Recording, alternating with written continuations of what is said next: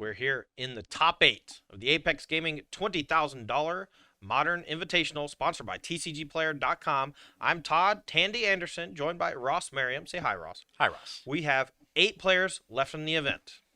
8 players out of 65, and these are the rounds where you earn the big bucks. So we'll see who can handle the pressure of the bright lights and who's going to come away with this trophy. Yeah, players are getting ready to go, but we're not quite ready yet, so we want to come back a little bit early so we can tell you about what the players are playing for, give you a rundown of the matchups, and tell you who we think is going to win. First and foremost, I want you to reach over and grab that Ragavan playmat and show everyone at home what each of these top 8 players is going to receive as a special prize. This Ragavan Nimble Pilfer, this is going to be awarded to everyone, with the champion getting this one in particular, the special custom one. This playmat is not for sale, and it is only for those who make the top 8 of the Season 3 Invitational. So congrats to all top 8 players for that. These players have each locked up $600 cash money, and I know for a fact there's no splits. Yes, Top 4. no splits. I know. Top 4 is going to receive $1,200. Second place is going to receive $2,400, and first place, after a grueling best-of-5 match in the finals, will finally come out with a check for $4,000. We have 8 players left in the room ready to battle it out. Ross, why don't you give us a rundown of those 8 players, the matchups, and the archetypes? Starting on the top half of the bracket, we have Cody Hill, our #1 overall seed, on Mono Black Coffers against Strider Swift, the last player to punch their ticket into this top 8. The 8 seed snuck in on Breakers. He punched it on Mason pretty hard Yes. there, too, at the end. He's going to be playing Amulet Titan. I think both of us are skeptical of Mono Black in this matchup. They do have a lot of removal, some discard, but not a great clock, and the explosive nature of the Amulet deck I think is going to be tough. But who for the can Mono beat Black deck Cody to Hill? answer. Cody Hill is undefeated. He is undefeated, but I think this is a tough matchup for him to draw after such a beautiful run through the Swiss. Yeah. I'm going to go with Strider Swift in this one. Okay, cool deal. I'm going to take Cody Hill. I do think Strider Swift is an advantage, but I have not seen Cody Hill come close to losing yet. Yes. Other match on that side of the bracket is going to be Franklin Folks, your 4 seed on Hardened Scales, against Neptune Shu, the 5 seed on Jeskai Narset Control.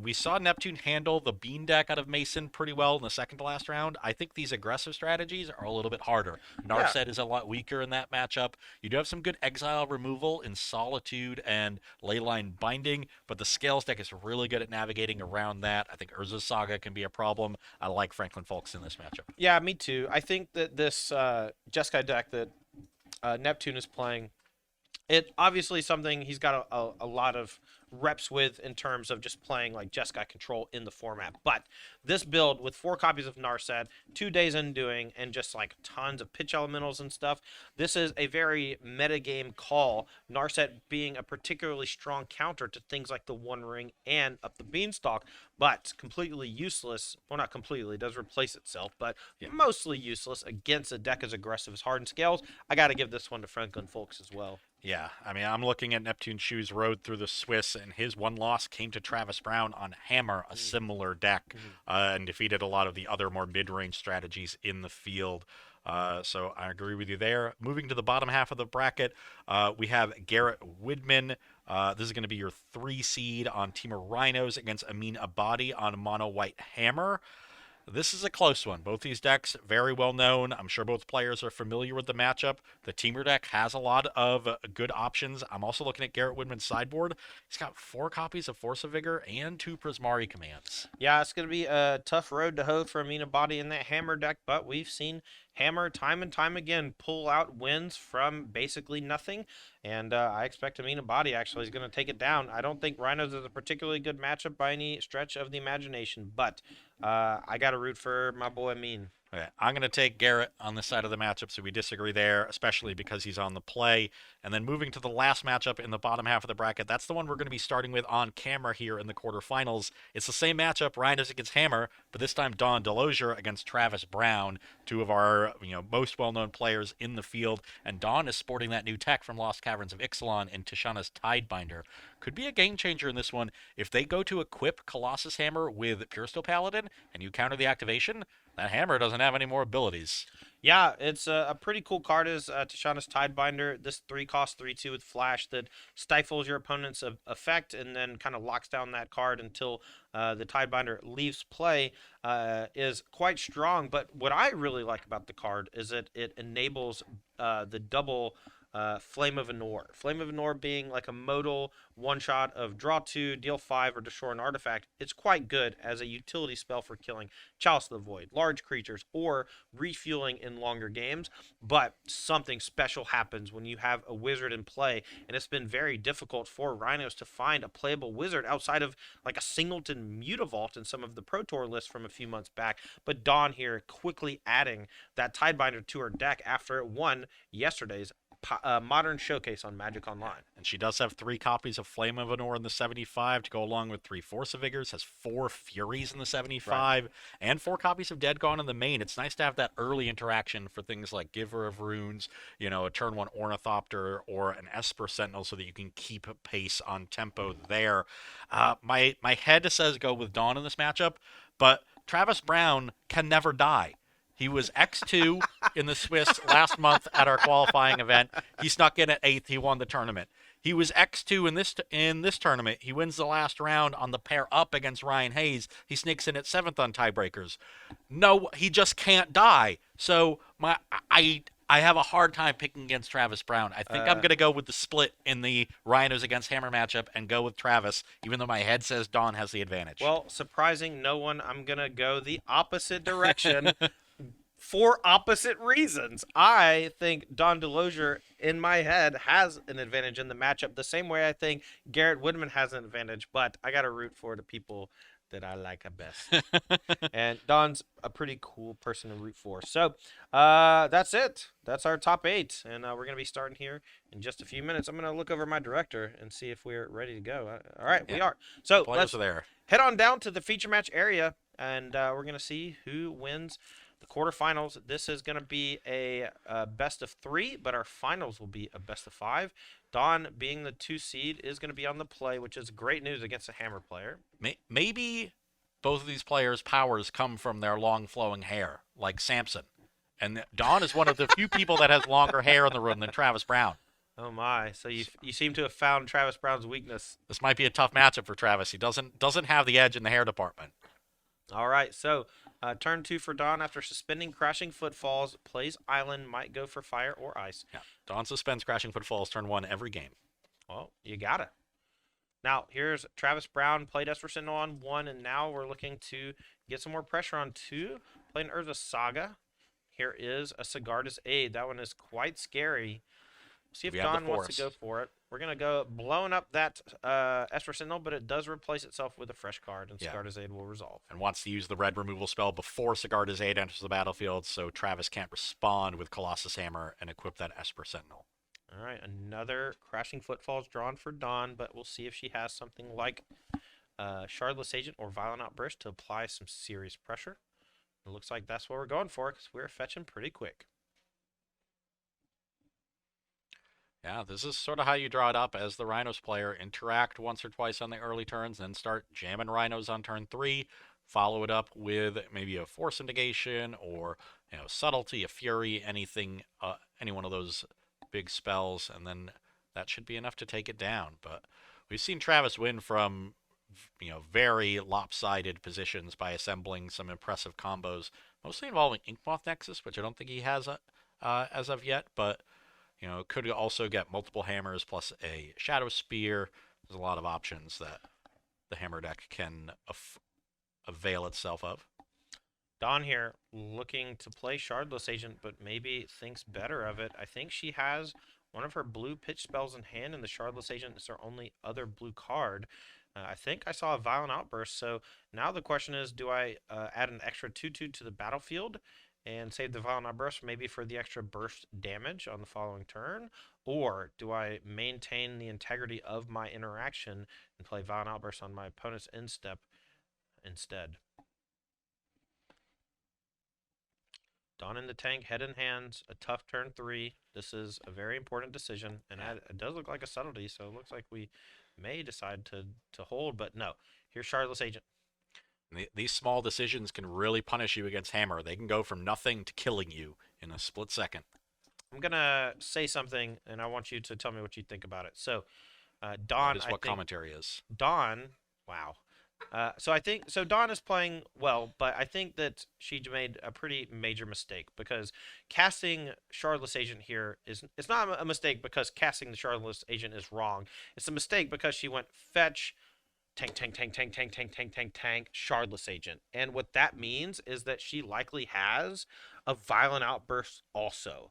And so now Travis Brown has to assume that there is another Rhinos coming, and that's information leaking. So before you even play your Misty Rainforest, figure out your whole turn, then execute. Yeah, that is definitely good practice, and we'll see if Travis can pick up on the read and if it makes a difference in his plays in the coming turns. But as is, if there is a violent outburst in Dawn's hand, that's going to be Rhino's turn 3, Rhino's turn 4, and then turn 5, the turn 1 suspended Rhinos comes off. That's 6 Rhinos.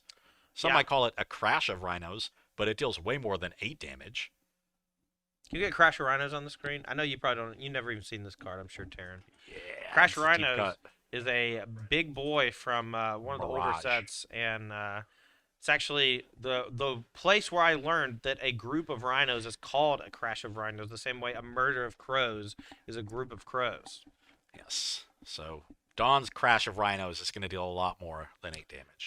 don't make them like they used to, Ross. No, Crash of Rhinos is too good for today. You know, I actually kind of expected to have cumulative upkeep also. Yeah, cumulative upkeep, sack a forest. Yeah. Okay, so Don here is doing some quick maths. Here's the problem. Sigarda's Aid, very scary. Urza Saga can find either hammers or Ginger Brute, whichever one Travis Brown's missing. So if Don suspects that, something like that's coming, I mean, we can go Urza Saga, make a token, untap, make a token, put a hammer on something, and that's a lot of damage too. But if Don has any defense, can Oh, maybe Dawn's survive. just saying, "Can you kill me?" Gonna go aggro with this violent outburst, so she's gonna deal 13 with this attack and make 2 more Rhinos as blockers. And we'll see if Travis can come up with a combo kill, because otherwise he is gonna be dead on Dawn's next turn. Yeah. It's going to require trample of some kind or flying or perhaps the ginger brute. So this is 18 next turn. If he can gain 12, that would also do it. So Shadow Spear plus a hammer on this construct would also do it. Would keep him alive. So if he has a hammer already in hand or a Shadow Spear, he can find the other one. But yeah, his hand looks pretty weak. I see Forge Anew, I Mm. see Esper I Sentinel. see mostly white cards, which Yeah, are not what you want in the spot. You want colorless I think cards. there's a Plains. I think there's an Amiria's Call. And another Sigarda's Aid. Yeah, very weak 5 card hand for Travis Brown. I And think Forge Anew as well. Just all the things that equip, but none of the things that are equipment. so we can make another construct and then get maybe a Shadow Spear. So we'll have a 4/4 lifelinker and a 3/3. We can block 2 Rhinos, then take 11 but gain 4. That's exactly 7. Well, So, he goes reaching for Shadow Sphere quickly, so that is what's going to be the case. but he didn't make well, I guess he can still just make another construct with the other Urza Saga. So Right. just leaving his options open for now. Oh no, so he could play a land and Esper Sentinel plus make a construct. That should be enough to keep him alive. It also means he'll have a 5/5, so that the equipped construct can block a Rhino and live, and then you can find a Colossus Hammer off the other Urza Saga, and now you have a really big attacker. So it's going to be on Dawn to have some sort of interaction here, but I think almost any piece of interaction will do it. Okay, Travis going to use all of his mana, including that floating one from the saga, and now we have a 5/5 construct, and it doesn't have vigilance, so if we attack, we will probably just soak it and then swing back for lethal. So Travis needs to hold it back to play defense. Okay, what are the remaining cards in Dawn Delogier's hand?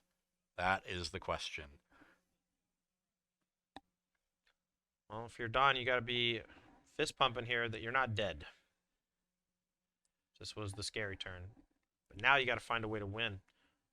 Another Bone Crusher Giant, some sort of bounce effect, Fury. These are all things I think that can help push through lethal here.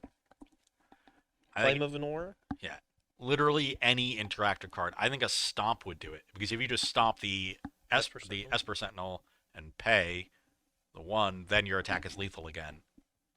Because now there's only a 4/4 and a 3/3, and it's exactly. So yeah, an ice would do it. Would be great. Dead gone. Subtlety does not do it. I can't tell what the other card in Dawn's hand is. There's another Crashing Footfalls. Oh, and yeah, so the Crashing Footfalls comes off on the upkeep. That's going to trigger the Esper Sentinel. Now, Well, here's one thing. I think Travis has to block in such a way where his board is going to collapse. And so I think that he has to block with 2 or 3 creatures, which means that the constructs are going to get shrunk and die after combat damage because of it. And so even if she doesn't find anything here, I don't think Travis Brown actually has a good way out. yeah, you are correct. So the only way Travis could keep the equipped construct around is if the other construct blocks Shardless Agent and the equipped one blocks a Rhino, then 12 comes across and Travis gains 5. That would be exactly lethal. So he either has to trade the 4/4 construct for a Rhino or chump block with the Esper Sentinel. Either way, he'll lose an artifact. That'll shrink the construct that's equipped, and with 4 damage on it from its block on a Rhino, which is necessary, it will also die. But he can keep the Esper Sentinel around. You can just block 2 Rhinos, take 10, gain 5, fall to 2, and still have Esper Sentinel to be able to equip with Shadow Spear for mana and search for the Colossus Hammer with the other Urza Saga equipped with the Sigarda's Aid trigger. Then it'll be a 12/12 lifelinker, and you can just race back. All right, so now if Don sees this attack, this is a pretty easy one, but it's a bunch of 4/4s against a 5/5 with lifelink, so it's not automatic. But if we send everything in here, we're going to put Travis down to essentially nothing. Yeah, Dawn deciding to pay for the Esper Sentinel tax on the Crashing Footfalls. What she has a subtlety in hand. I can't She tell drew the other. Scalding Tarn for turn, so she actually has subtlety in as a method of interaction. She can play Bone Crusher Giant or suspend another Crashing Footfalls. It's the other card. Yeah. So what happens now? We have 6 Rhinos. What happens if we just hold back? We can die or I don't know. I feel like this is an easy attack. Once you realize the Yeah. constructs are going to shrink after damage and die, everything comes in. Your attacks don't get better because these constructs are only getting bigger. Right. So this is your last opportunity to trade for them. I think you have to take it. Now, luckily, she does have like a Stoneforge Mystic into Shadow Spear checked, and so if she does hold back for that, but no, we're gonna slam in here, and now Travis Brown is gonna move to blocks. I want to be clear; these players are playing for a massive prize, and so they are just looking. They're playing deliberately, but they're also just under a lot of pressure, and these are untimed rounds, so we're just making sure that we make the right plays. Okay. So 2 constructs should trade for 2 Rhinos. Travis Brown should fall to 2 life here because he takes 10 but gains 5. And yeah, that is Crashing Footfalls. So I imagine Dawn will play 4th land and hold up the subtlety. Yep, that's what we do. Now, chapter 3 of Urza Saga. This can go get a hammer, put it on the Esper Sentinel, and then equip Shadow Spear to it. That makes it into a 12/12. Yeah, what did Travis draw? We knew he had an Amirius Call, a Forge Anew, and a second Sigarda's Aid. I don't know what the card for turn was. I think another Amir's Call. I think it was another brick. Yeah, it doesn't look like anything good. So now the question is, does he want to make a construct or does he want the ability to equip the Shadow Spear? And I think equipping Shadow Spear is necessary. Yeah, and let's see. What happens if we go equip Shadow Spear and hammer? Because it's going to take, um, we can't float with, or sorry, we can't make a contract with Urza Saga and equip the Shadow Spear. So I think what we end up doing is float a man off Saga, go get hammer, put it on the Esper Sentinel, move the Shadow Spear over. We have 1 floating, or 1 mana laying around. But that's only a 12/12. If So you attack, you go to 14. Dawn attacks for 18 back. If you pass the turn and she attacks into you, you block 1 Rhino. The 12 life cancels out the other 3 Rhinos, and the Shardless Agent is exactly lethal. Yep. So I think even without the subtlety in Dawn Deloisure's hand, she is still going to take down this game. Just not enough gas here from Travis Brown. Too many of the equippers in this game, not enough hammers and Stoneforge Mystics to make it all work. Okay, well, here we go. Let's see if Don can find lethal next turn. See what Travis Brown has up his sleeve. We know most of the contents of his hand, but there could be something in there that we don't know about. A one-drop creature, I think, is actually enough to not die. But I see Sigardazade, Forgeanu, and 2 more Emiria. The backside of Emiria's Call.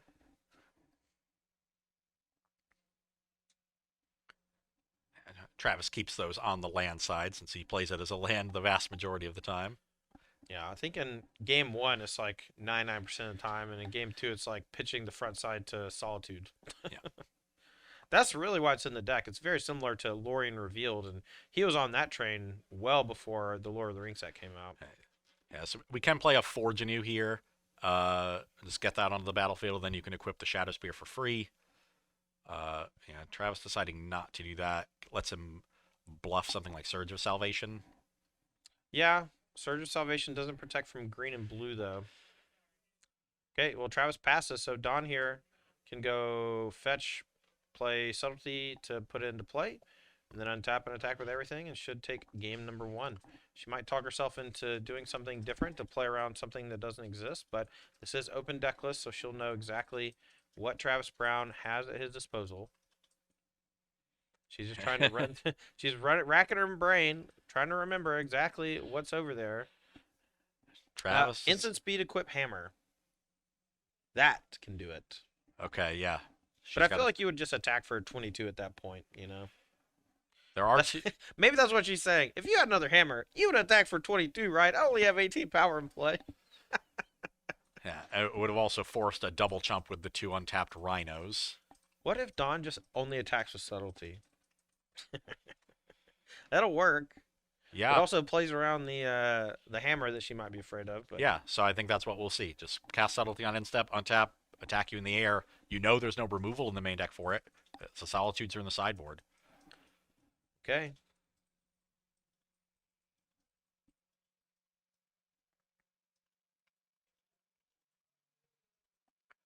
Dawn on taps. Draws Dead Gone. We can Okay. we So can play that, but if we do, we have to pay 12, or else Travis draws a card. And then if he has Surge, okay. But then he's tapped out and doesn't have Hammer. Oh, Dawn just goes for it. Okay. Well, she actually goes for it because if Travis has the Hammer now, she can respond with the Gone. Ah, So good the call. Hammer is no longer worrisome for Dawn Delosier. Yep. If I'm not mistaken, Dead Gone can only bounce opposing creatures, so you can't bounce your own creature after blocks. Ah, he taps 1 as a bit and doesn't have it. Dawn Delosier takes game number 1. Yes, you are correct. Gone is indeed only allowed to target creatures you don't control. Okay, so as these players are shuffling up here for game number 2, they're going to be looking for some help from their sideboards. Ross, why don't you take a look at their sideboard and give your expert analysis on how you think these players are going to handle the opponent's deck. Let's start with Travis Brown's Hammer deck. Okay, Travis has 4 copies of Strict Proctor that can be useful against Fury, but that's about it. I don't think Subtlety is not as big of an issue. I don't think that's enough to bring that in. We also have 3 Curse Totems that don't do anything. The interesting cards are 2 Mana Tithe. Okay. A good piece of interaction early. 2 Draneth Magistrate. Those are going to be excellent. 3 Toughness, so they don't get tagged by Dead or by Fire, Ice, or Stomp, and they stop all the Cascade shenanigans. So that's the real coup for Travis Brown here. And then 4 copies of Solitude. I just don't like 1-for-1 removal against Rhinos. Same. So I don't think those will come in either. I think it's just Draneth Magistrate and maybe some Mana Tithes for Travis Brown. Emma Star, thanks for the new sub.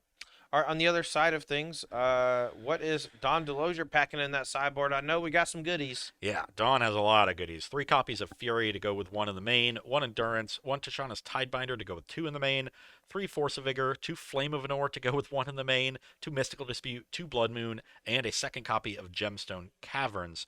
So we know the Caverns won't come in since... Dawn's going to be on the draw, so the Caverns will come in. Time to get lucky. We're up all night for some fun. We know the Mystical Disputes will not come in. Force of Vigor is excellent. Flame of Anor is excellent. Fury is excellent. The questionable cards for me are Tishana's Tidebinder #3 and the 2 copies of Blood Moon. Mhm. Blood Moon can shut down Urza Saga before it even gets started, also stops Inkmoth Nexus, but it is a 3-mana sorcery speed card that doesn't work against all of the Hammer deck's draws. And I think because Dawn has so many other quality cards to bring in, that there's just no space for the Blood Moons.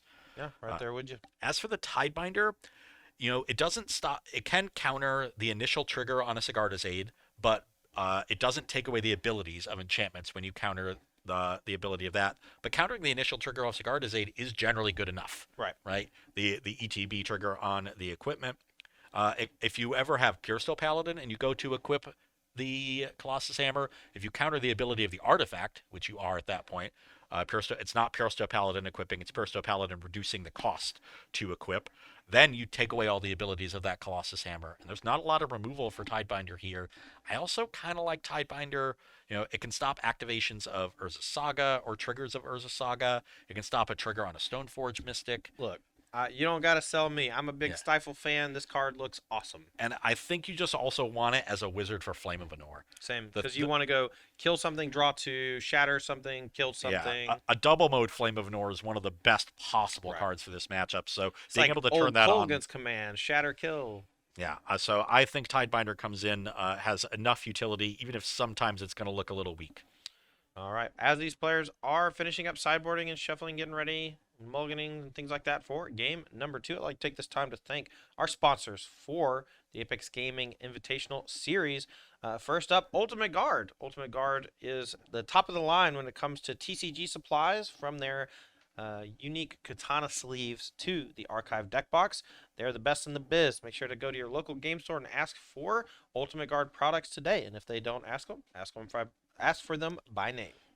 Thanks to Moxfield.com, a new deck builder that I've been using on my personal stream for the last few days, and I quite like it. It's very simple to use and navigate, and it's a great place to archive all the decks you'd like to create yourself and share with your friends, and easy to share URLs. And then we also have Wings Etc. Grill and Pub. Thanks to Wings Etc. for making us fed and happy on these long tournament weekends, and I'm looking forward to heading up there in just a few hours. Hopefully this top 8 gets done in enough time for me to get my tater tots. I haven't had jerk tots all weekend, Todd. I need You some. fool. I need some. All right, last but not least, our flagship sponsor, TCGplayer.com. TCGplayer.com is your premier marketplace for singles, whether it's Yu-Gi-Oh!, Pokemon, Magic the Gathering, or now even Disney's Lorcana. Make sure to check out TCGplayer.com for all your singles needs. It's also a great place to vend. If you have a store or just a large collection you'd like to start selling with, make sure to check out TCGplayers.com to be able to sell those things. If you also check out the sister side of TCGplayer.com, that is TCG Player Infinite, and they have strategy articles written by Magic greats such as Frank Carson, and the occasional article by Reed Duke, and soon LSV. That is quite the lineup. But we got a pretty nice lineup here. Don DeLozier against Travis Brown, trying to get into the semifinals, one step closer to the champion Raghavan playmat and this lovely Apex Season 3 Invitational Champion trophy. You're trying to get into the semifinals. I'm trying to get into the semifredos. I had some semi-Fredo late last week. Oh, I know. We was talking about tasty. it. I'm hungry. All right. Let's move on to game number 2. Travis Brown going to be on the play with Mono White Hammer after being defeated in game number 1. Going to quickly mulligan down to 6. He's a hand that's pretty weak. Yeah, I had a lot of lands in that hand. Don DeLozier looking at a 7 that looks okay. We have another Crashing Footfalls to suspend on 1. But more importantly, we have a bunch of interaction from Force Navigation, Fire Ice, and Beseiju Who Endures. She has turn 1 suspend Footfalls every game. And it's never that bad. Yeah, it's always pretty good. It's good on turn 1. It's never good after turn 1. That's the rule. Well, in this matchup in particular after game 1, it's actually not that bad to draw after them because it's a green card for Force of Vigor, which is your best sideboard card in the matchup. Yeah, Force of Vigor is Heat? that is Stank? that is a magic card. The icky sticky? It's the good?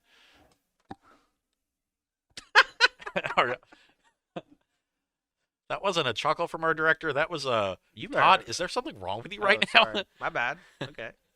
All right, so we are on a mulligan to 6. And Looks like a couple Stoneforge Mystics after this Esper Sentinel for Travis Brown.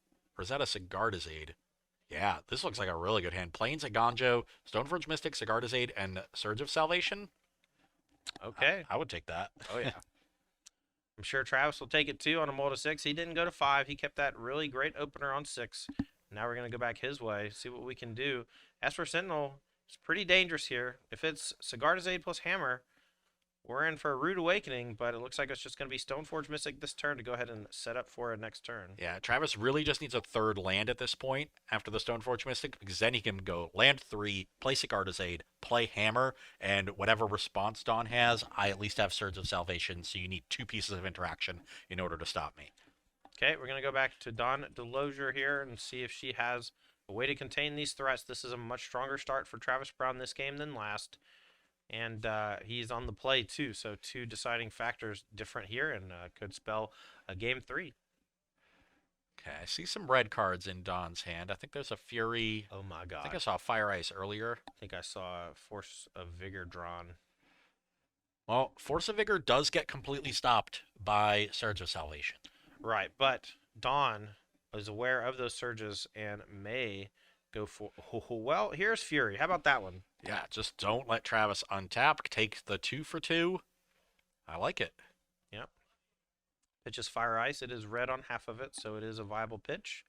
It's also great for discarding 2 Force Negation and Subtlety. And Travis found the third land, so it would have been an excellent turn for him had Dawn not bit the bullet with the Fury on her own turn 2. Does have another threat in Giver of Runes, and can play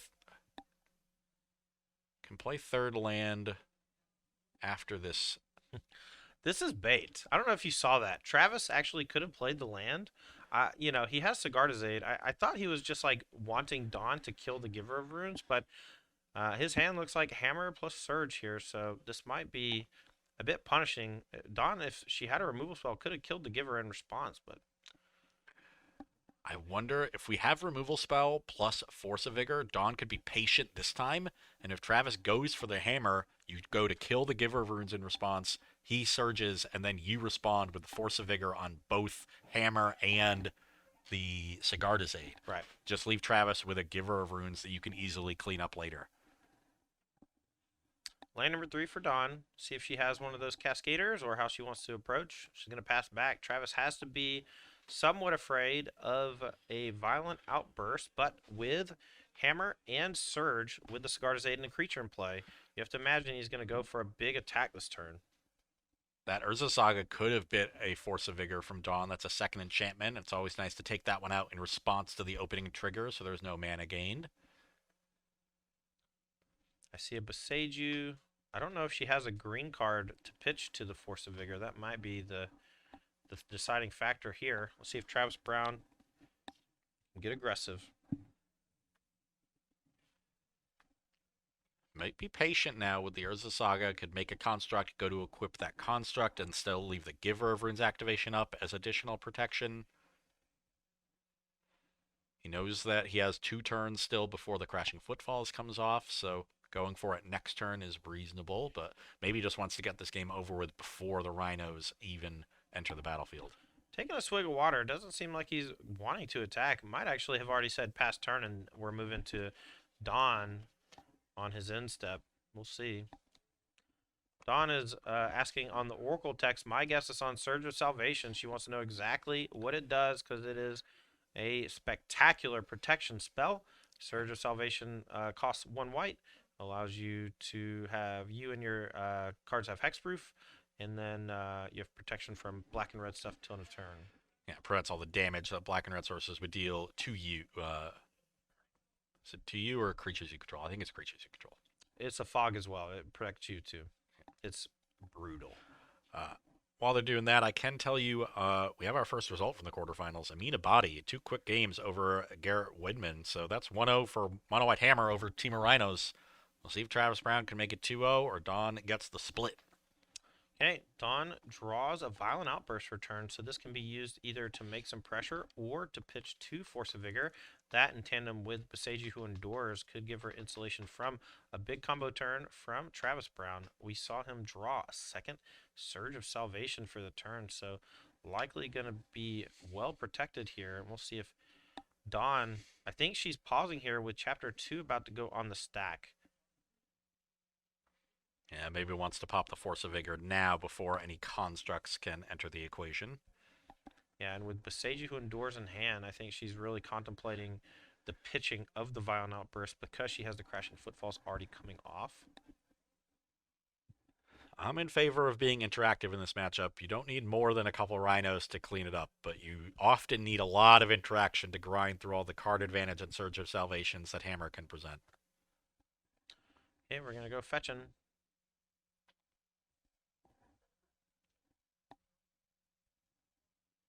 Finds Forced. Could also go for a hard cast Force of Vigor now. Yeah, I think that's what she's doing, but I think that's going to end up with her taking a big old punch in the face for 10 damage and Surge of Salvation protecting.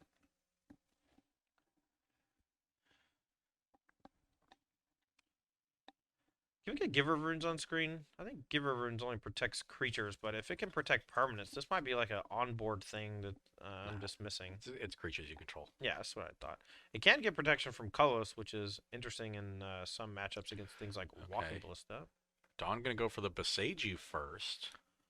We go for a Surge, and now Dawn thinks that she sprung the trap, but unfortunately for her, Travis Brown actually has another copy of Surge to protect it. Yeah, drew it immediately. If Dawn had gone for this play any time earlier, it would have worked. Well, she didn't have 4 mana, or the Violent Outburst to pitch. Well, she could have done it on her turn. Travis just drew it on his. Mm. You could have done it on the upkeep, I guess, because you need to pitch cast the Force. So, waiting till That's the fair. draw step and Yeah. responding to the Urza Saga trigger, needed to do it on the upkeep. Instead, this is a huge win for Travis Brown. Yeah, we don't have the ability to activate the Saga for a contract this turn. Ooh. He doesn't even put the hammer on an attack. Yeah, there's still 2 mana up for Dawn. We can make a construct next turn and then go for the hammer on the construct with a giver protection. Okay. Here comes 2 Rhinos off of the Crashing Footfall suspend. So Travis being safe there. We know the hammer would have worked there. It would have been a solid play, but I think being safe in that spot makes a lot of sense. Dawn's on very few resources at this point. Now Dawn has a hand of Force Negation here. That's a nice one. Take that that's Violent Outburst. The Force is actually the Punisher card because that's the one card that you can untap and stop the hammer with without the giver doing anything. But there's a second hammer for Travis Brown. Wow. Okay, well, we are going to think about this Urza Saga activation. Looks like he wants to make a construct, but if he does, he won't be able to make both hammers this turn. His slow play here has given Dawn a little bit of extra time, but maybe it's bought him a way to win through some pretty heavy interaction. Yeah, Travis could have gone for float mana, find Ginger Brute, and then play both hammers, activate Ginger Brute for a lethal attack with Giver Protection. The Force would have stopped it for a turn, but you'd still end up with an 11/11 that I don't think Dawn has an answer to. Yeah, and you see the Shadow Spear. That's going to grant trample. The creature has summoning sickness, so it can't attack this turn. And it is currently a 3/3, 2 artifacts plus the pump from Shadow Spear. Okay, that's going to give Dawn a window here to cast a Violent Outburst on the instep and make 2 more Rhinos. And then if she's able to find some way to check either the Shadow Spear or the Construct, maybe she could be in business, but the Giver of Runes is making that difficult. Giver can even force the construct through a wall of Rhinos by giving protection from green. And if Dawn goes to the Violent Outburst here, Travis is almost assuredly going to respond with one of those hammers. Okay. Dawn trying to play around a single hammer, but unbeknownst to her, there are 2 on the other side. So she does not go for Violent Outburst, continuing to hold up Force of Negation. And we'll see how Travis wants to navigate. He's been very patient here, waiting for the perfect time to strike. And Gemstone Cavern's one of the worst draws in the deck at this point. All right. No block, no hammer on the instep. And this is going to be not... Oh, yeah. Inkmoth Nexus makes it a lethal attack. So even if one of the hammers gets countered, we can deploy 2 more artifacts this turn. That's a 4/4 construct. Plus 1 for the Shadow Spear is 5. Plus 10 for the one hammer that doesn't get forced is exactly 15. And if Dawn instead goes for... Oh my, he didn't play the Inkmoth Nexus. We have Force for 1. If he had played Inkmoth, it was lethal, and now he's going to be just short, and that's going to give Dawn a window to find an answer to Shadow Spear so we can block. Well, if she finds Force of Vigor, that Yeah. would be a disaster. We could force the Hammer and the Shadow Spear, Hammer and Construct, Construct and Shadow Spear. Any two of those three would be good. And yeah,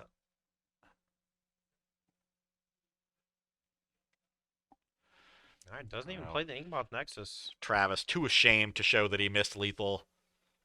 Dawn here took, looks like 14 down to 1. She That's finds Fire no. Ice, but it's not enough because of the Giver of Runes. Well, if you show Travis the Rhinos and he just goes for it before attacking with the Giver of Runes, you can respond with Ice and maybe buy yourself another turn. So it's about what you can do to induce Travis to play into you.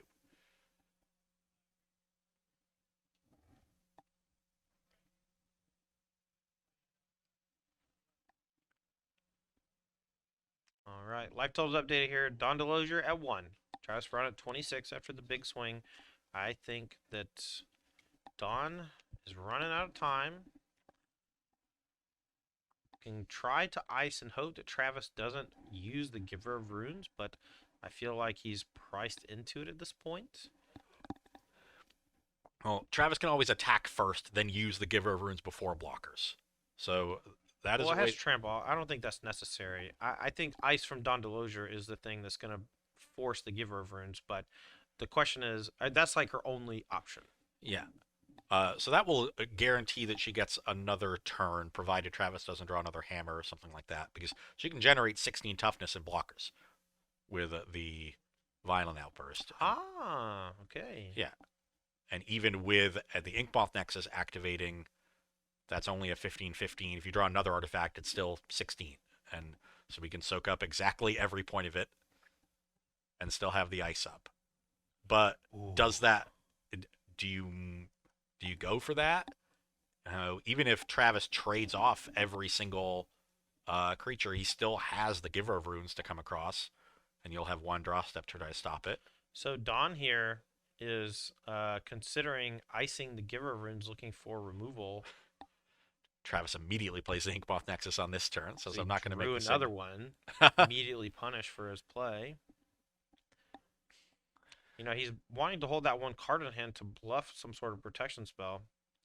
Okay, so here we're moving to combat. Dawn is essentially forced to use ice. If we use ice on the construct, it's up to Travis whether or not he wants to use Giver of Runes to protect. If he does, there's no card drawn, and then if he attacks, Dawn gets to ambush it with 4 Rhinos. We'll see if she can couple that together here. Yeah. And at this point, if Dawn wasn't going to play the Violent Outburst first, she has to ice. I would have liked to, maybe taking the risk and just playing Violent Outburst and seeing if Travis would activate the Giver.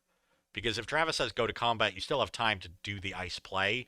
But if he bites and activates his Giver of Runes main phase, then you can buy a lot of time and see an extra card off of the ice. Well, he may not activate the Giver of Runes for fear of another disenchant style effect. And he doesn't. He's just going Okay. to let it go. Finds a red card? Yeah, it's definitely red. It might have been Blood Moon. Yeah. Oh, is that Fury? Might be Fury. Yeah, Yeah, it's Fury. Not particularly good at this point. Shadow Spear going to move to the Giver of Runes. Yeah, trying to protect the Giver from a dead or a fire or a stomp. Okay. Well, important to note that there is only one red source on the table for Dawn. This was not a lucky Gemstone Caverns. She did fetch some basics earlier to protect her life total, and she is at 1, so it makes sense, but that Fury is not castable to kill the Giver of Runes. Remember, it can't protect itself. What Dawn really needs is another Force of Vigor. That would be gigantic. Okay. We got a turn. We have 16 power. If we do draw a removal spell, we have blockers, and if Travis ever bites to give protection from green so that there are no potential blocks, could be okay. Is that a force? Is that a Tidebinder? Tishana's Tidebinder, so we My can God. counter the activation of Giver of Runes, which will then remove all of its abilities. Alternatively, we can counter the equip of Shadow Spear and remove that one's abilities. We may have found a way out. Oh, if that is a Tidebinder, I might have attacked some. Now, we still need blockers for this It oh, I doesn't guess. trample anymore. It's just one big dork. Yeah. Could have smushed for 12. We'll see. We'll see what happens. This is a very difficult sequence. Well, you have to counter the Giver because if the creature gets through, you're dead. Oh, right. So sure. yeah, which means we need enough blockers for the Shadow Speared version. But another Inkmoth Nexus. So Yeah. this is going to be 5 total artifacts. So now we have exactly a 16/16. Another artifact would be 1 more, but the Tidebinder represents 2 more toughness. All right. Travis says, I'm going to attack. Here's 16. Now Travis, Wow. He's playing around it all, huh? Holy. is he going to let Dawn block? I think so. We block with it all. Now, if Travis just says activate Inkmoth Nexus, Dawn is forced. Oh, that doesn't even work. I think just activate Inkmoth Nexus is good enough. Well, we have to activate 2 of them because we need the construct up to a 5/5 base. Sure.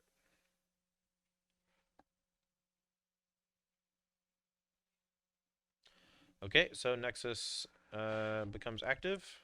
Wow. This is now a 15/15.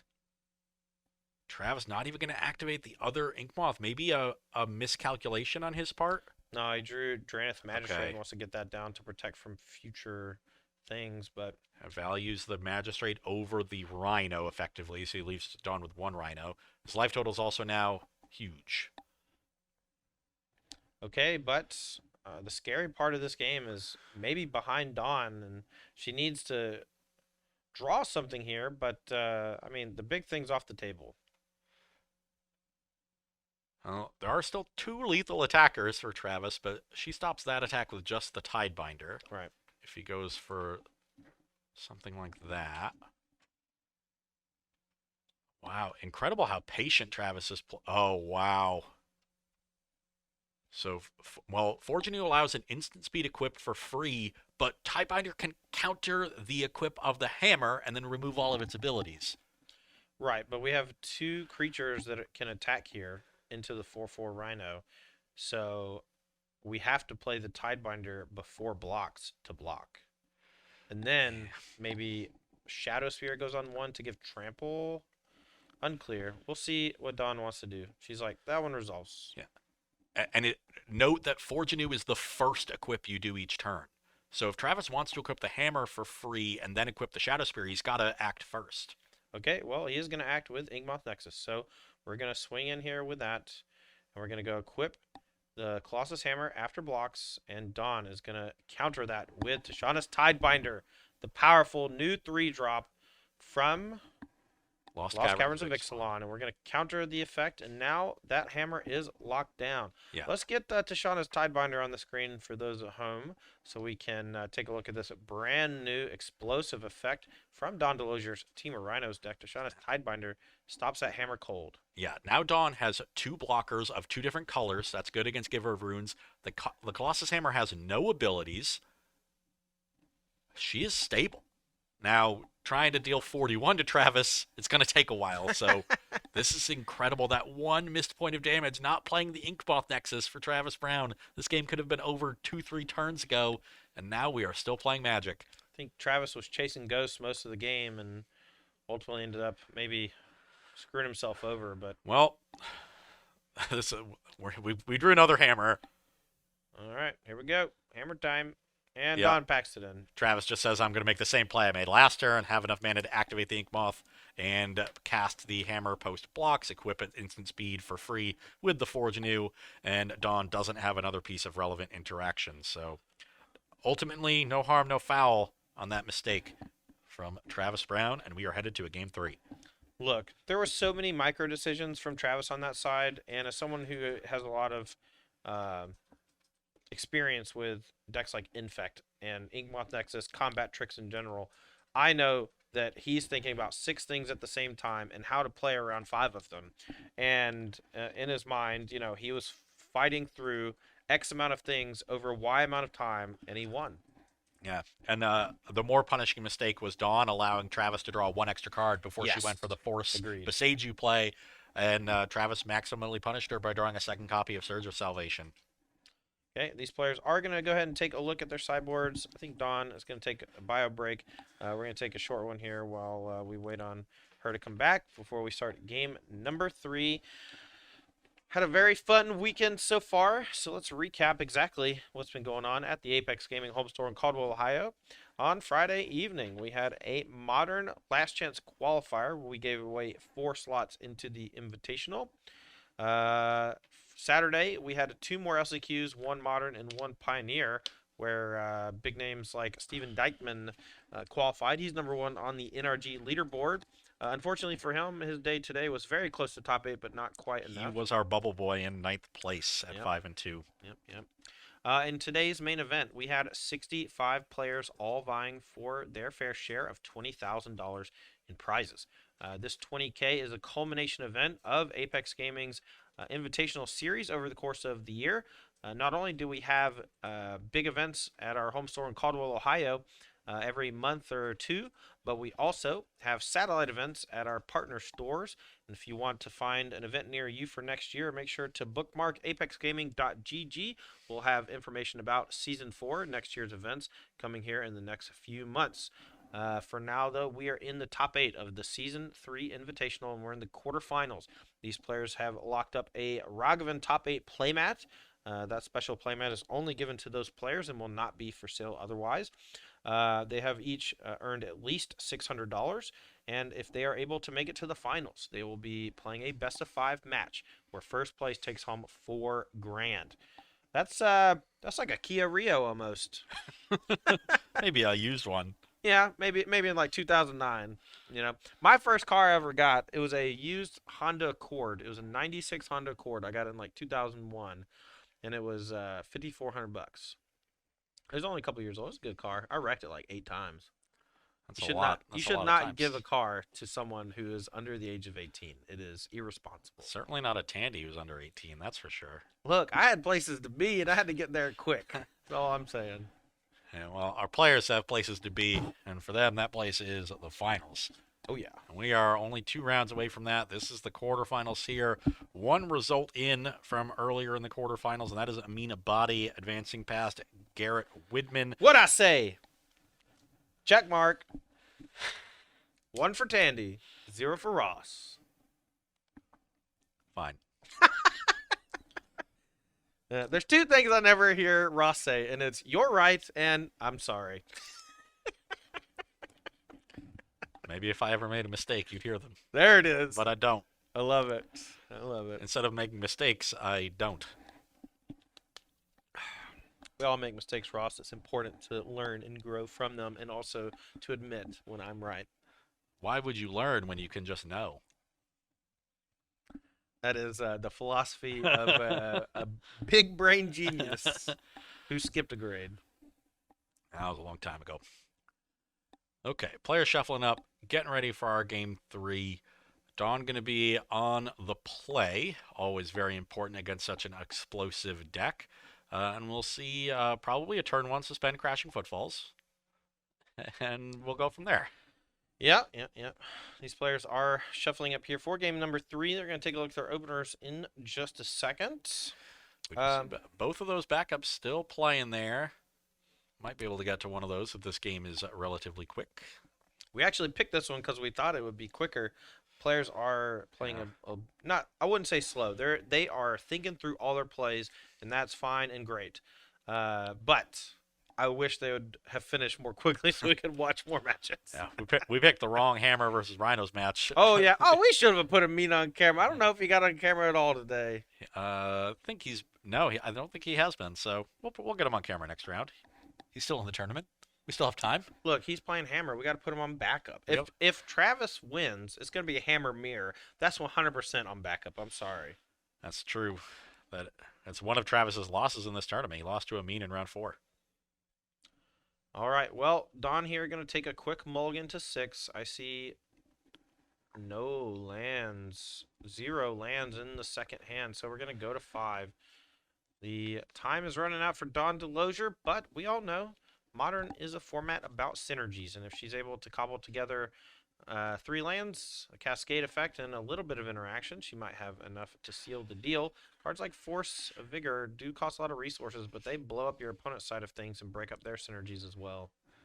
Yeah, at least Force of Vigor is an even trade, 2 for 2, so you're not going to fall further behind on the card advantage front, and there is a Force of Vigor in this opening hand. Yeah, and we're definitely going to keep this one, but it is relatively weak. I think we have a bunch of land, a Lorien Revealed, a Fire Ice, and a Force of Vigor, so we're going to keep 3 land, Fire Ice, Force of Vigor. We're going to be off to the races. Game number 3 of our first quarterfinal match. Okay. I was going to say we could have kept Lorien Revealed and thinned our deck a little bit, but we're starting with a tapped land, and the cards we put on the bottom are going to be on the bottom for a while anyway.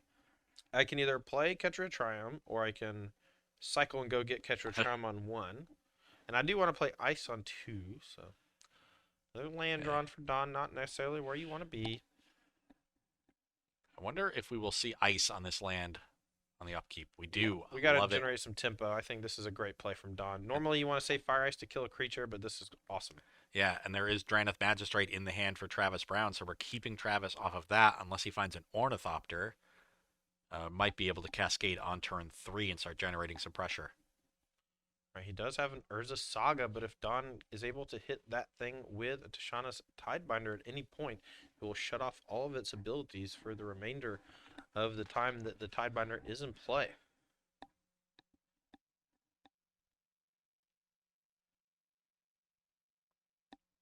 Travis also has an Emiria he can play on the land side. Yeah, I might just have play a tap land here, but usually Travis is trying to get these sagas online relatively quickly. I think that is what he's mulling over, the choice between those 2 options. And going for the saga. All right, here we go. Now, Travis is in a weird spot because next turn on Chapter 2, he can, like, main phase activate Saga, and then that token can use Springleaf Drum. But if he does that, we know Don has the counter for it. Ooh, Don pausing Travis on his upkeep. Says, no, you can go and draw. That's a Forge Anew. Yep, and Chapter 2 of Saga goes. We know that she has the Force of Vigor, but we don't know if she has the green card, but she always wants to keep Travis on his toes regardless. Yeah, I see a blue card. I think there's a Tide Binder, so we can counter the Saga. Can counter Chapter 2. Yeah, the Saga will get a chapter counter, and you can counter the trigger. Right, and when you counter the trigger, though, it shuts off the ability of the land. Only artifacts, creatures, and planeswalkers, and Saga is an enchantment land. Okay, so it shuts off the ability to make constructs? So this should get a second chapter counter, but not have the ability to make constructs. Yeah, I agree with that. And will next turn go to Chapter 3, and we'll go to Chapter 3, and then that trigger will still happen. Yeah, so it can tap for mana, and it can be sacrificed to go get a 1-drop, but it won't be able to put a construct into play. Okay, while the judge does let them know what's happening with this interaction, I can bring another update from one of our backup tables. Strider Swift on Amulet Titan takes the match over Cody Hill 2-1. Mono Black Coffers undefeated in the Swiss, but felled in the quarterfinals, and that's a win for me. I had that side of the matchup. Yeah. You know, Cody Hill, I was hoping that he would just continue his dominating performance from the Swiss, but we did talk about how the Amulet matchup might be a bit tough, and unfortunately for him, was defeated. And Strider Swift on Amulet Titan moving into the top 4. Yeah, you gotta feel for Cody Hill. This is the X2 with the second best breakers who snuck in. Right. And if I'm Cody, I'm just thinking, why couldn't have been anyone else? Give me one of the Rakdos decks. There were like 3 in the top 16. Yep. Give me a Bean deck. Give me something. Not these Primeval Titans. Okay, here's Drannith Magistrate. That's going to make all those Cascade cards irrelevant. So let's get Drannith Magistrate on the screen. This is a Hate Bear. Also, I think Life Tools got messed up. Okay, we're fine. So Drannith Magistrate. 2 costs 1/3. It says your opponents can't cast spells from anywhere other than their hands. That means that if you play Shardless Agent or Volatile Burst and flip over the Crashing Footfalls from your deck, well, can't play it. And it's a difficult card for these Rhinos decks to answer because of the 3 toughness. You don't get to play things like Unholy Heat and Lightning Bolt because of the Cascade restriction. Instead, you have to play Dead Gone and Stomp and Fire. We know Travis has Surge of Salvation in hand, which means that if Dawn goes for a Force of Vigor at any point, it will get traded 1-for-1 or 1-for-2, depending on how she wants to cast it. I think she just drew Flame of Venor for her draw step, so she can play that with 2 modes. And if she chooses, target player draws 2 cards, aka herself, and destroy target artifact / kill the Drannith Magistrate. While Travis could protect his card that's being targeted, Dawn will still get to draw 2 cards, I believe. Let me check the wording on that one for you. Yeah, there's this like anti-feel bad campaign at WotC where anything that says draw card says target player draws card if it's modal. That way Yes. you don't get hosed by these protection spells. Yeah, none of the weird cryptic command interactions that used to happen. Yeah, bounce, draw. Okay, I'll sack my thing. Okay, I'll draw. Okay, game loss. That's what it used to be. And that, yeah, so if the Dawn chooses to, the deal 5 destroy artifact mode, it'll get completely neutered by the Surge of Salvation. And Dawn also has to be wary with Sigarda's Aid already on the battlefield and a creature to equip. 1 mana up for Travis Brown could represent Colossus Hammer. If you tap out and the Magistrate gets hammered in response, even if it's Flame of Nor, 5 damage will be, not nearly enough, and losing the Springleaf Drum is not a problem. I think the big thing for Dawn here is that playing around the Surge of Salvation might be impossible. Travis might have a kill next turn, and it might not be possible to defend against it. And she's trying to see if the worst case happens, if he has Surge, if he has Hammer and Shadow Spear in some combination either from deck or from hand, can she fight through it with what she's got? I think it might involve Flame and War to shatter, draw 2, but shattering what, I don't know. And then if that baits the Surge of Salvation, the Force Vigor might save the day. Well, we'll start with an attack from the Tidebinder, and I like Dawn passing the turn here. I want to pick the fight on Travis's end step with either Force or Flame of Venor so that you can untap and play the other one. Okay, Urza Saga here going to dig through the deck for a 1-drop artifact. We find Colossus Hammer. We're going to target the Drannith Magistrate. We'll see if Dawn wants to respond. We could go Shatter, draw 2. I think that that's a reasonable play, and doing it now seems okay. And if we do get Surge of Salvation, we could maybe draw into a green card to pitch to Force of Vigor. Travis drew a second copy of Surge of No, Salvation. not again. He keeps ruining people's careers. He can't die. He can't die. I can't beat him. 1 man floating.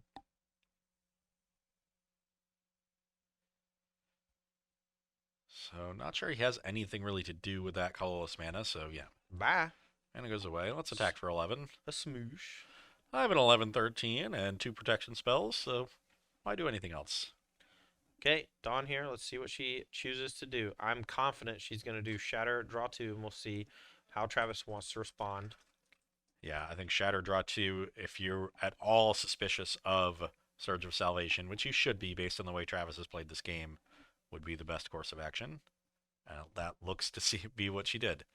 Okay, so we still get to draw 2 cards, and if we find Force of Vigor, we can try again.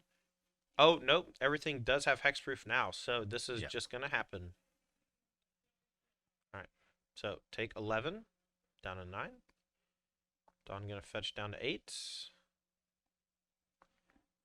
Second Surge is going to be brutal. It always is. The first one is rough, and the second one is backbreaking. The problem is sometimes you have games like game number 1 where you draw all Sigarda's Age, Forge's News, Surge of Salvations, and like only a couple creatures, but like no hammers, or only a couple hammers and no creatures. But when everything lines up nicely, it's tough to beat. Indeed, Todd. And so Dawn's going to need to find some more help off the top, but, if she can grind through this second Surge, there's not much left for Travis Brown. There's a Forge anew, so you're going to need to answer the Magistrate itself. I guess, yeah, answering the The Force of Vigor is surprisingly not great because Forgenew kind of undoes it all. Yeah. It replaces the equipability on Sigarda's Aid and returns the Colossus Hammer. Important to note, there was no land played from Travis last turn, so he might need to use Springleaf Drum with Draneth Magistrate to play the Forge Anew, which could fog the attack for a turn. But if he's able to draw land, that's all alleviated. Don did draw Dead Gone. We could go bounce Draneth Magistrate on upkeep. If it gets attempted counter, we can maybe force pitch a Shardless Agent or something. Draw Myria. You can play that as a land. I would love to know how often Travis pitches that to Solitude, because I've never seen him cast it. He draws it a lot, and he deals himself 3 damage a lot. But then you also have to ask the paired question, how often does the life matter? Okay, so Don going to start here with Force of Vigor. We're going to pitch the Shardless Agent. We're going to kill Sigarda's Aid and Hammer. Surge of Salvation comes, and in response, we are going to go 3 mana Gone, bouncing the Dranth Magistrate, which solves right now's problem. Yeah, but the Forge Anew will allow a re-equip. So with that Emiria, we can redeploy the Draneth Magistrate this turn. The next turn we'll have 3 mana for Forge Anew. That will let us equip the Colossus Hammer again. So Dawn is still under the gun here, although she might not know it. Oh, Fire Ice. We can use that to buy a turn with Ice tapping things down. Attack for 3. We can play Shardless Agent as a 2/2 and still Ice. Shardless Agent can't cascade into the Footfalls right now thanks to the Draneth Magistrate. Yeah, if she could, then Dawn would be, up to something with Travis already at 8. Right. The life might be mattering. Still might be mattering with Ice, We got Ice here. Next turn, maybe we draw another Ice. Yeah, I'm a fan of just playing the 2/2. Your opponent's at 8. It gets you to a 2-turn clock. Ice gives you at least 1 turn, and then you have 2 cards to find something to give you a second turn. Right. Dawn here, going to go ahead and crack a fetch. And I think that she's going to go for the play we've been talking about. This is likely going to fetch Force to keep her life total nice and healthy. And Shardless into nothing. And then Ice on your Dranth Magistrate. And if she learned her lesson from earlier, she's likely going to do it on the upkeep to play around Surge plus another Hammer / Equipper.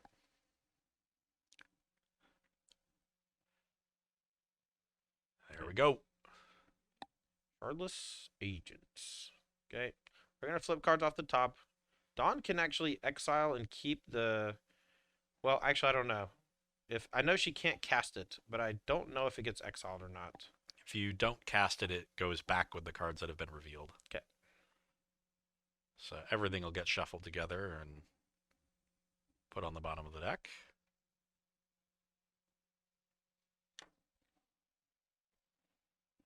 Travis will take a look, try to use this information to get an idea of what the last card in Dawn's hand is.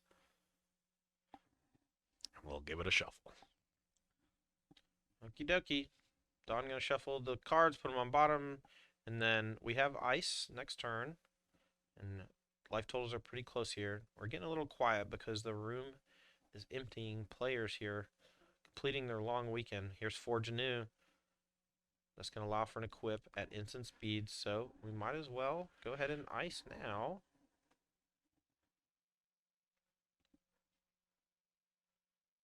Yeah, you don't want Travis to be able to play a land and have Surge up if that happens to be his hand, and you're going to have to Ice before he takes any other actions.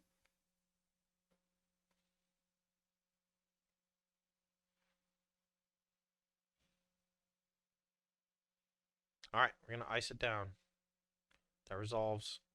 Now, Dawn just needs one more piece of interaction here, and she might steal this game. Looks like she accidentally saw the top card of her deck while drawing off the Ice. And we do know, or we're supposed to know a chunk of it, but there's a randomized chunk at the bottom. Yeah, these are always tough to fix because we know that there's roughly 20 cards that Dawn scooped over when she was cascading. Looks like we grabbed a handful. Maybe actually the decks were slightly separated from the cascade part of the deck and the not, so this might have been a much easier fix than we think. but she's gonna get a warning, dexterity error, but takes a lot of those to get in trouble. Is that a Bone Crusher? and a Fury? Bone Crusher is 1 damage short. So Oh my.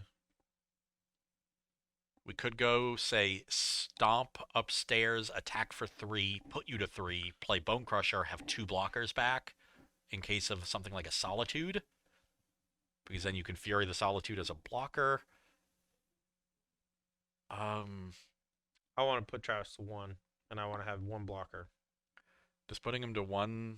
It means all your attackers can be lethal, so more blockers from Travis next turn don't get the job done. The only thing that beats you is Shadow Spear and Stoneforge Mystic, but those beat you anyway. But you have a Fury back for next turn to clear away blockers. So I don't think you're that worried about him just playing blockers and passing the turn and buying more time. That's fair. Yeah. If the other card were a brick, I'd be more inclined to be aggressive. How do you feel about... Oh, no, that's fair. All right. Tough spot for Dawn. Those 2 red cards, Fury and Bone Crusher Giant, allow for a couple permutations that might find a way to beat Travis should he not apply enough defense on the next turn. And there was never a point where Dawn could have gotten an extra point of damage in. It's been all 3s, 2 attacks with the Tidebinder so far, and 2 lightning bolts to the self from Travis's mana base. And just a little bit short here.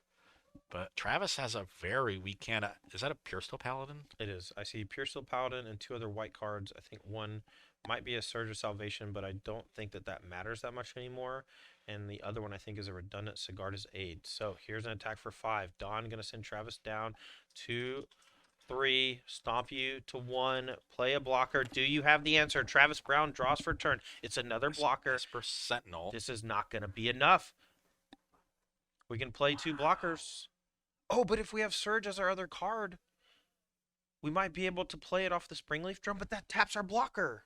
Well, when Dawn goes to Fury, we can Surge with 1 blocker. Then the Bone Crusher Giant isn't going to be able to... my god. Oh no.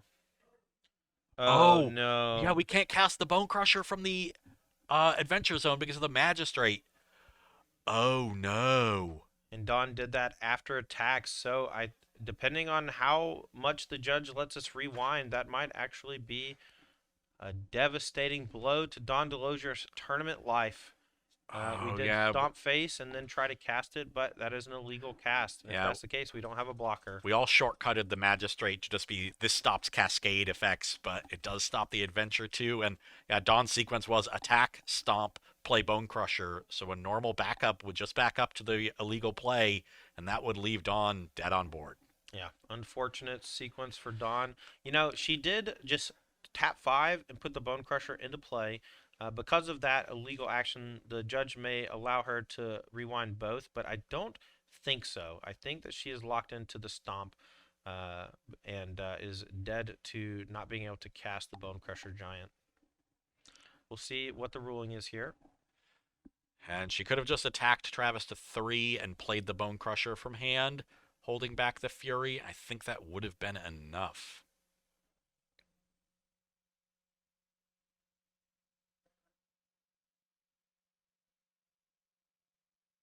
Okay, and it looks like the ruling is it's stuck in exile, and we have a victor. Travis Brown wins game number 3 and the match. Dawn Delozier defeated, and he will be moving on to the semifinals. The game actually might have continued because Travis plays his 2 creatures there, the Pure Steel and the Esper Sentinel. Dawn, provided there's nothing awesome off the top, plays the Fury. Travis taps the Esper Sentinel to play with the drum to play Surge of Salvation. Now an attack with everything means you have 2 blockers for the non-red creatures, and the Bone Crusher doesn't deal any damage. So unclear how that game would have progressed had Dawn not made that error with the Drannith Magistrate and the Bone Crusher Giant, but as is, Travis Brown still alive.